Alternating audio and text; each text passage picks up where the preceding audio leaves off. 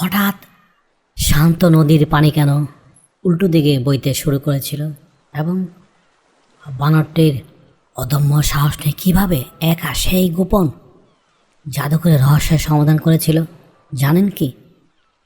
এক শান্ত নদীর এক বিশাল ও সবুজ বনের পাশ দিয়ে বয়ে চলে যাচ্ছিল এক চতুর বানর। সেই নদীর তীরে ডালপালা ভরা এক বড় জাম গাছে বাস করত।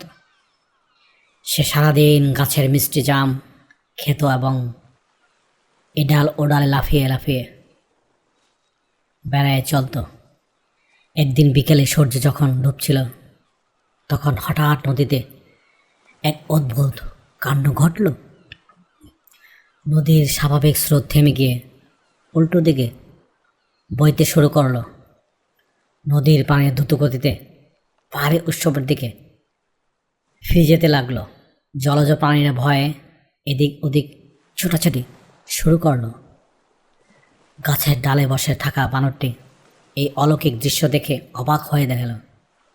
সে ভাবল, নদীর পানি এইভাবে উল্টো দিকে যাচ্ছে কেন? এর পেছনে নিশ্চয়ই কোনো না কোনো বড় রহস্য লুকিয়ে আছে। কৌতূহল সামলাতে না পেরে বানরটি গাছের ডাল ধরে ধরে নদীর উল্টো স্রোতের দিকে বিপরীত দিকে এগোতে লাগলো। অনেক দূর যাওয়ার পর সে নদীর উৎসে এক বিশাল পাহাড়ের সামনে পৌঁছে গেল। আর সেই পাহাড়ের এক গুহা ছিল। সে সেখানে গিয়ে দেখল নদীর পানির মাঝখানে এক জল মায়াবী পাথর ভাসছে।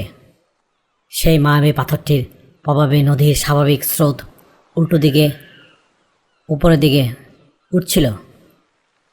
গুহার পাশে এক অলস পাহাড়ি ভাল্লুক বসেছিল।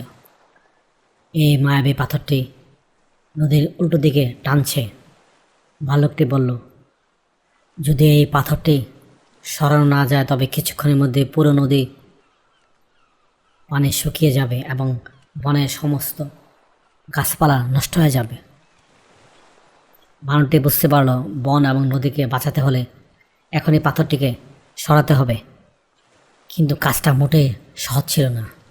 উল্টো স্রোতের টান এতই প্রচণ্ড শক্তিশালী ছিল যে নদীর পানিতে যে কেউ নামলে ভেসে গুহার ভিতরের গভীরে তলিয়ে যাবে। ভালুকটি ভয়ে পিছিয়ে এসে বলল, আমি এত দ্রুত সাঁতার কাটতে পারবো না। আমার পক্ষে ওই পাথর সরানো অসম্ভব। বানরটি একটি ভয় না পেয়ে নিজের উপর বিশ্বাস রাখল। সে লতাপাতা দিয়ে নিজেকে এক শক্ত বটগাছের ডালের সাথে বাঁধল। তারপর এক দীর্ঘ লাফ দিয়ে উল্টো স্রোতের তোড়ে কারণে সাঁতরে মায়াবী পাথরের কাছে পৌঁছে গেল। স্রোতের টানে বানরটি বারবার ভেসে যাচ্ছিল, কিন্তু সে হার মানল না। সে তার দুই পাও দিয়ে পাথরটিকে শক্ত করে ধরে এক বিরাট ধাক্কা মারল। ফলে পাথরটি তার জায়গা থেকে সরে গিয়ে নদীর গভীর তলদেশে ছিটকে পড়ে গেল। মায়াবী পাথরটি পানির তলদেশে তলিয়ে যাওয়ার সাথে সাথে জাদুকরের প্রভাব কেটে গেল। এক মুহূর্তের মধ্যে নদীর উল্টো স্রোত থেমে গেল এবং নদী আবার তার স্বাভাবিক নিয়মে নিচের দিকে বইতে শুরু করলো। নদীর পানি আবার পরিষ্কার হয়ে শান্তভাবে বয়ে চলল। বনের গাছপালা ও জলজ প্রাণীরা এক স্বস্তির নিঃশ্বাস ফেলল। বানরটি ডালে ফিরে এসে ভালুক সহ বনের সব প্রাণীরা তার সাহসিকতা এবং বুদ্ধির প্রশংসায় পঞ্চমুখ হয়ে উঠল।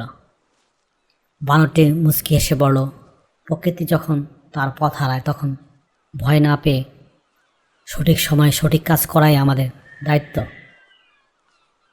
বানরটি যেদিন থেকে নদীর পানির কল শব্দের সাথে আবার আনন্দে তার মিষ্টি জামফলে গাছে ফিরে গেল, এই গল্পতে আমরা এই শিক্ষা নিলাম যে জীবনের কোনো কঠিন পরিস্থিতিতে চারপাশের সব কিছু উল্টে গেলেও ভয় না পেয়ে ধৈর্য বুদ্ধি নিয়ে কাজ করলে সব সমস্যার সমাধান করা সম্ভব। হ্যালো বন্ধুরা, আজকের এই গল্পটি কেমন লাগলো কমেন্টস করে নিচে জানিও। যদি গল্পটি ভালো লাগে তাহলে চ্যানেলটি সাবস্ক্রাইব করে সঙ্গে থেকো। আবারও দেখা হবে অন্য কোনো গল্পে। Thank you for watching. Please subscribe.